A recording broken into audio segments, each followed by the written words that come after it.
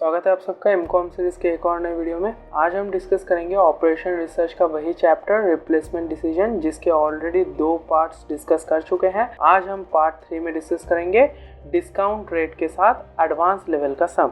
इससे पहले हमने पार्ट 1 में concept and basic sum solve किया था और पार्ट 2 में 2 मशीन्स का एक सम सॉल्व किया था। अभी पार्ट 3 में हम डिस्काउंट रेट के साथ एक सम सॉल्व करेंगे और उसके बाद एक और वीडियो आएगी जो होगी पार्ट 4, और ये बहुत ही ज़्यादा एडवांस लेवल का सम यहाँ पे हम सीखेंगे। तो ये वीडियो आप मिस ना कर जाइए, इसलिए चैनल को सब्सक्राइब करके नोटिफिकेशन बेल जरूर हिट कर दीजिए। और इससे पहले अगर आपने पार्ट 1 और पार्ट 2 नहीं देखा है तो सबसे पहले जाकर ये दोनों वीडियोस देख करके आइए, ताकि आप पार्ट 3 अच्छी तरीके से समझ पाए। डिस्क्रिप्शन में इनका लिंक्स अवेलेबल है या फिर आप आई बटन में भी क्लिक करके देख सकते हैं। तो देखिए हमारे पास एक क्वेश्चन है जहाँ पे बोल रहा है अ machine cost ₹500, operation and maintenance cost is ₹0 for the first year and increases by ₹100 every year. यहाँ पे बोला जा रहा है फर्स्ट ईयर में आपका मेंटेनेंस कॉस्ट जो है वो है 0, उसके बाद जो है ₹100 करके बढ़ रहा है। तो सेकेंड ईयर में ₹100, थर्ड ईयर में ₹200, राइट। ओके, उसके बाद बोला जा रहा है determine the best age at which the machine should be replaced, मतलब कौन से ईयर में जाके मशीन को रिप्लेस किया जाएगा ये बताइए।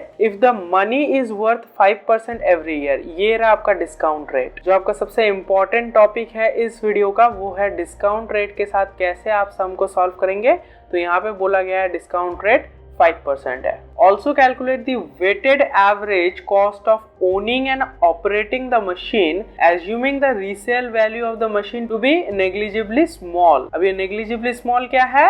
0, ठीक है। नेग्लिजिबली स्मॉल मतलब रीसेल वैल्यू जो है हमें पता नहीं चल रहा है, तो उसको हम 0 कंसीडर करेंगे।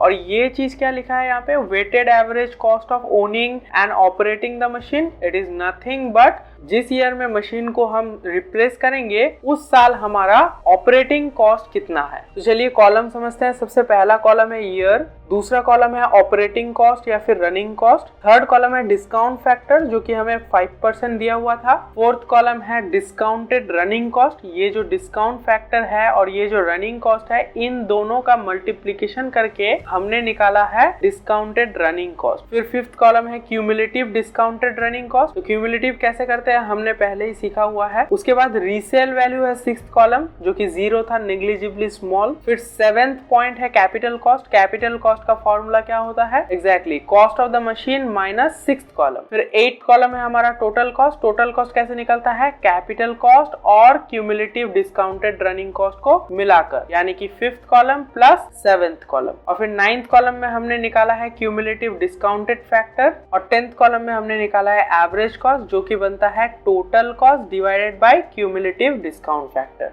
तो फर्स्ट कॉलम पे देखिए ईयर जो है हमने 5th ईयर तक लिया है। भले क्वेश्चन में हमें कुछ नहीं बोला गया है कितने ईयर तक लेना है, बट सबसे पहले आप 5th ईयर तक कैलकुलेट करके देखिए मिनिमम कॉस्ट निकल रहा है कि नहीं। अगर नहीं निकलता है तो फिर आप 6th year, 2nd year, 8th year ऐसे करके धीरे धीरे आगे जाइएगा। फिर उसके बाद हमें ऑपरेटिंग कॉस्ट या रनिंग कॉस्ट दिया गया है क्वेश्चन में। फर्स्ट ईयर 0 और उसके बाद 100 करके इंक्रीज कर रहा है। तो देखिए 100, 200, 300, 400। थर्ड कॉलम बहुत ज्यादा इंपॉर्टेंट है क्योंकि यहाँ पे आपको फॉर्मूला जानना होगा 5% का कैसे डिस्काउंटिंग फैक्टर निकाला जाता है। तो इसका फॉर्मूला याद कर लीजिए। फॉर्मूला होता है 1/1 + 0.05 टू द पावर n। यहाँ पे देखिए 5% है इसलिए 0.05 ऐड किए हैं। अगर 10% होता तो 0.10 ऐड करते, अगर 15% होता तो 0.15 ऐड करते। अब ये n क्या है, n is the number of year, right. तो चलिए इसको अगर हम कैलकुलेटर में करें तो देखते हैं कितना आता है। 1/1.05, देखिए हमारा आंसर आया है 0.9523।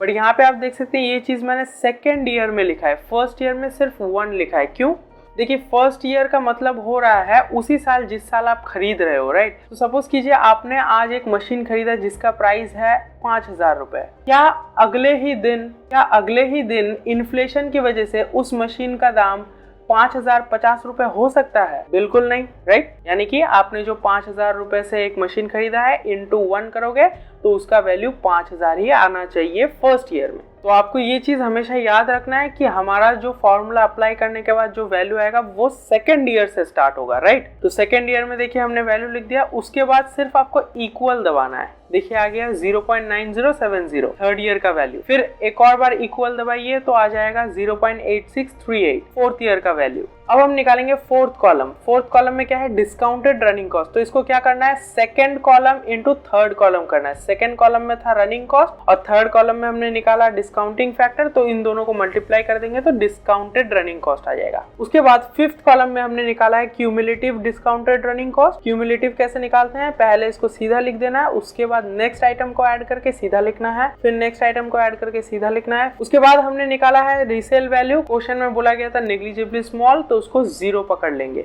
और फिर सेवेंथ कॉलम में हमने निकाला है कैपिटल कॉस्ट। फॉर्मूला आपको पता है, cost of the asset minus sixth column. Sixth column 0 है, कॉस्ट ऑफ द एसेट 500 है, तो 500 माइनस 0, 500 500 500 500 500। उसके बाद हमने टोटल कॉस्ट निकाला है और टोटल कॉस्ट आपको पता है, कैपिटल कॉस्ट को हम प्लस करेंगे क्यूमुलेटिव डिस्काउंटेड रनिंग कॉस्ट के साथ, तो हमारा आ जाएगा टोटल कॉस्ट। उसके बाद नाइन्थ कॉलम बहुत ज्यादा इंपॉर्टेंट है, ये चीज याद रखना है। हम नॉर्मल सम में क्या करते थे, टोटल कॉस्ट के बाद डायरेक्ट एवरेज कॉस्ट निकाल लेते थे और उसका फॉर्मूला हुआ करता था total cost divided by year. But यहाँ पे आपको नाइन्थ कॉलम एक्स्ट्रा निकालना है, जो कि क्यूमुलेटिव डिस्काउंटेड फैक्टर, जो निकलेगा थर्ड कॉलम को क्यूमुलेट करके। तो ऐसे करके आपको क्यूमुलेटिव डिस्काउंटेड फैक्टर निकालना है।